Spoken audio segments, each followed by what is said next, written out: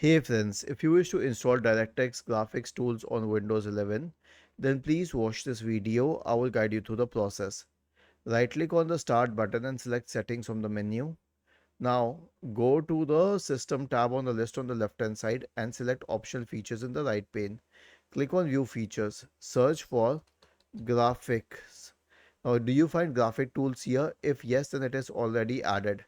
For the sake of this example, I will remove these graphics tools and I will wait till they are removed. So we will wait till the bar is done.